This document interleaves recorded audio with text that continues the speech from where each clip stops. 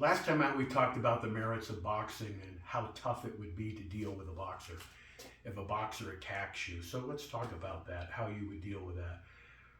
First off, you're probably not going to know anything about this guy's skill set and what he can do and what he can't do. So one of the things I always recommend to students is assume that the guy is tough, assume that he can fight, assume all of that. So just like with anything, to successfully defend yourself requires awareness that you're not taken by surprise, that you're aware of people around you. If somebody approaches you, you drop into the appropriate position. In our system, it's the relaxed ready position, angled up and hands off, and here is very important, distance.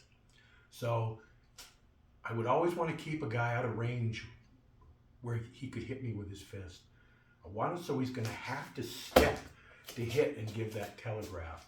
So having that distance with that individual and being aware of him.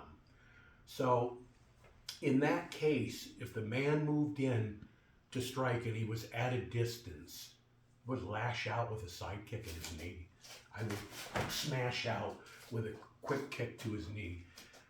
Let's say that he's out there too. Let's say you got a guy and he gets out there and he just takes a pugilist stance and he's out there sparring around and dancing around. So first off, let me say, don't box with a boxer. Just like I wouldn't wrestle with a wrestler. Why would I try to beat him at his game?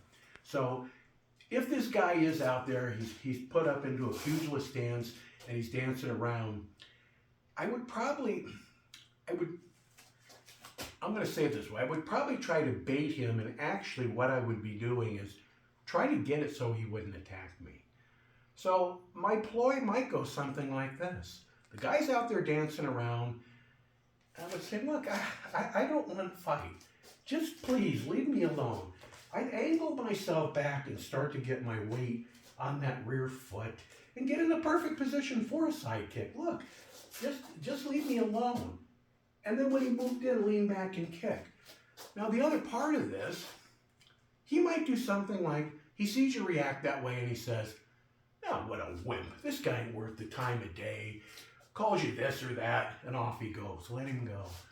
Don't get the stupid last word in, have a nice day, or something like that. Realize, good, he never knew. Off he goes, and you got a good chance that he wouldn't attack you. If he does attack you, he thinks he's got some weakling here. What a predatory punk this guy is. And as you're leaning back, like I say, you're in a perfect balanced position for that kick as he moves in to attack you. So that would be my strategy number one. Now notice in that strategy, you're aware of the man. You're aware of his approach and that he's moving at you. Let's say he's in close already and he does bring his fist up and takes that preparatory position. And by the way, it won't be very long. In other words, up they'll come and his fist will start flying from there. But you are very aware of him, and for whatever reason, you cannot create distance. Your hands are up, of course. If he took that stance and he's within range to hit, I would close on him fast. I would smash right through him and get on top of him.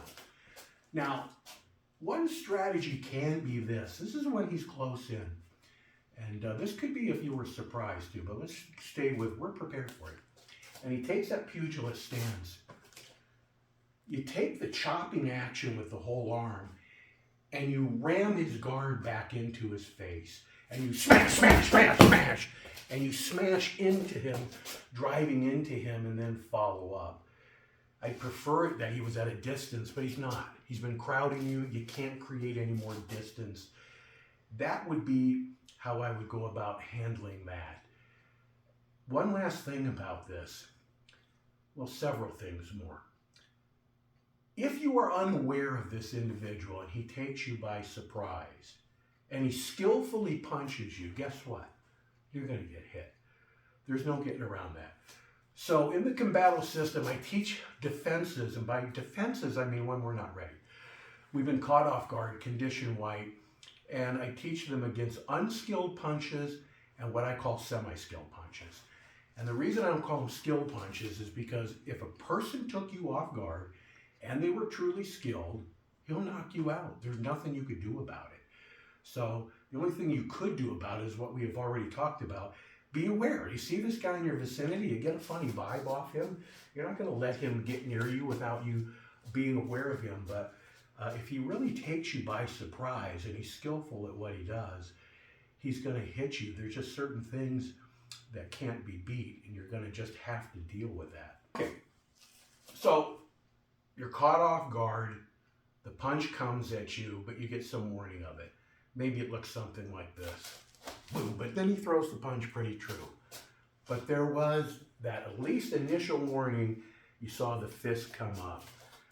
I think I would jump off to either side and shield my face immediately.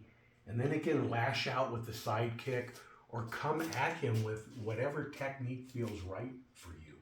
But your best bet would be not to get caught off guard. Boy, you don't want to get attacked by a boxer.